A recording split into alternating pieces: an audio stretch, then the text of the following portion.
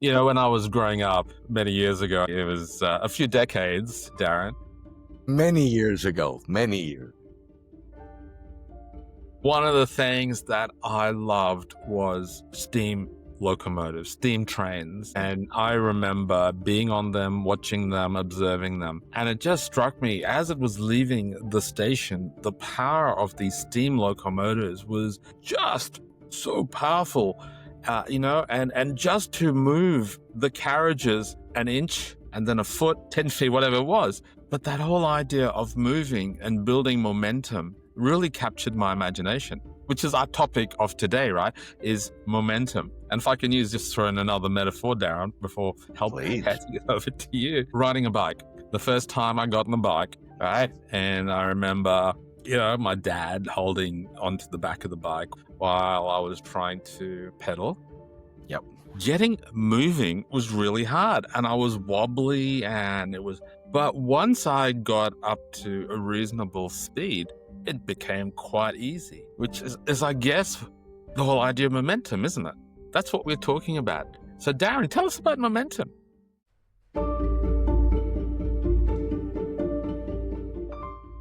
Momentum, that's exactly what we're talking about. Both great examples, right? And it's this, going from standstill, whether it's the train or whether it's the bike, whether it's our team, our life, is going from standstill to getting going and then going, right? And what does momentum feel like? So I'd like you, as you're watching this, and Andre, you think about this, when you're in momentum, right? What does that feel like? So for yourself, when you have momentum, think about times or circumstances you've been in momentum. What has that felt like for you?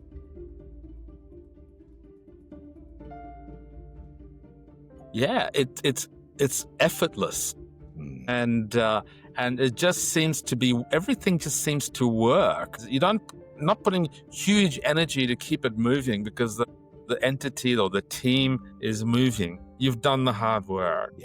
Yes. And now we think about time, we won't dwell on this one, but when you lost momentum, right? And which happens, right? So when you lost momentum, or momentum is significantly slowed down, what does that feel like?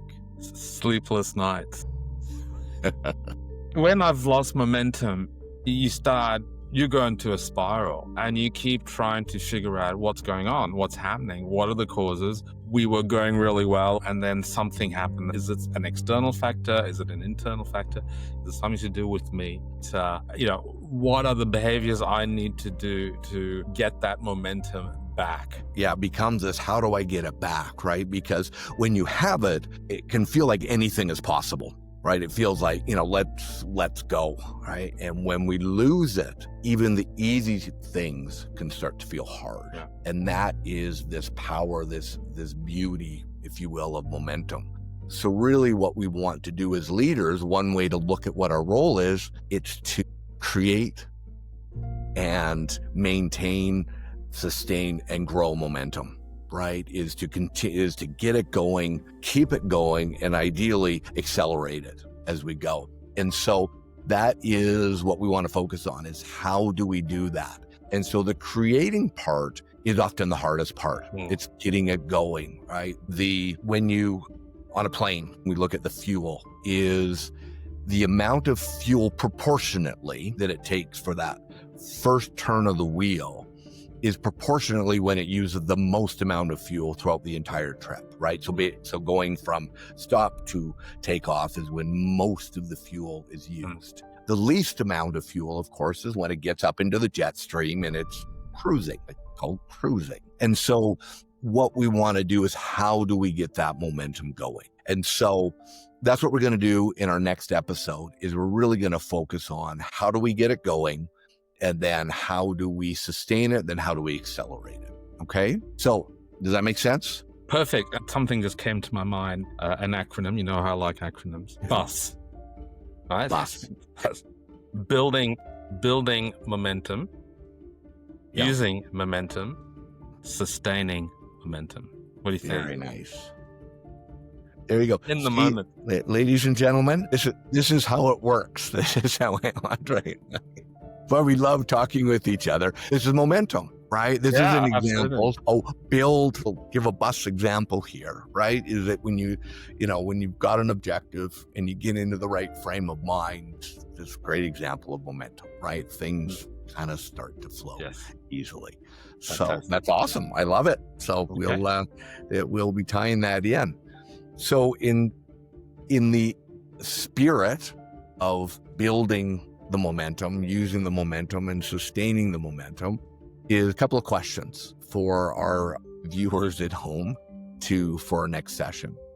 Is number one, what is working, right? For you, for your team, for yourself, and specifically those things that are in your circle of control. Right? That sometimes we have success, it's because of market conditions, or, this has happened, or, this customer really came through for us, or whatever it might be. What I really want you to think about is, how did you take advantage of those market conditions, or how did you build that relationship with the customer? Whatever it might be for you. What are those things that are going well, that have built momentum? As you look ahead at the year ahead, what are those things that might get in the way? Right? What are those things? Sometimes it's kind of like the alignment on a car, right? Is that when the wheels are misaligned, it doesn't necessarily mean you're going to have an accident, but you can cause a lot more wear and tear on the tires unnecessarily. So if we can kind of anticipate what are those things that might cause us to go out of alignment with where we're going, and we can anticipate those, and we can put a plan around it. Fantastic. So we can look at those two things for our next session, then we'll dive in on how you can use that. Okay. Come to our next session. There is a fantastic model that we're going to share with you around this whole idea, building, using, and sustaining momentum that we just came up with. So we'll talk to you soon. Thank you, Darren. Fantastic. Thank you, Andre. And so get on the bus and join us next time. On the bus. Love it.